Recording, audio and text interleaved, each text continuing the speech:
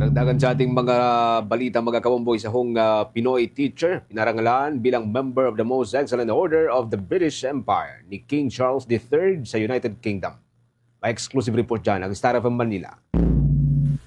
Humbling moment para sa Pinoy teacher na si Edison David ang mabigyan ng parangal bilang member of the Most Excellent Order of the British Empire na ipinagkaloob pa ni His Majesty King Charles III sa United Kingdom. Binigyang pagkilala ang guro dahil sa kanyang hindi matatawarang serbisyo sa school leadership, academic reforms, maging sa mga improvement programs sa isang paaralan sa London.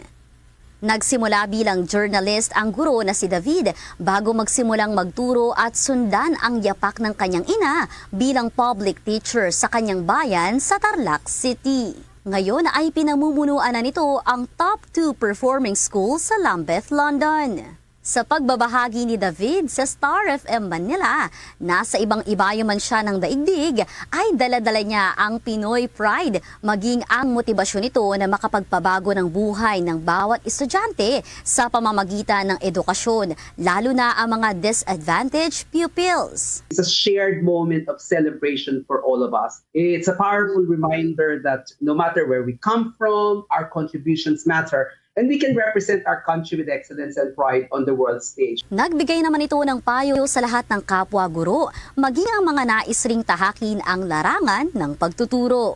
Teaching is one of the most powerful professions in the world. If you want to, contribute to the teaching profession, you need to keep learning, keep skilling up. You must be intentional. When we grow as teachers, our pupils grow with us. I would not be where I am today without the support of so many individuals. First, to my mother, who sacrificed so much and raised me with values that continue to guide every decision I make. So, tinatanggap ko siya on behalf of my mother. To my children, I thank them for grounding me and giving my work even deeper meaning. They are one of the reasons why I get up in the morning. To my colleagues in education, both in the Philippines and in the UK, supported my ideas. I have been blessed to work alongside passionate, generous, and skilled professionals. So this award belongs to both nations. Mula rito sa himpilan ng 102.7 Star FM Manila, nag-uulat Star DJ Kimi Gora, and this is Bombo Radio Philippines, the #1 and most trusted source of news and information.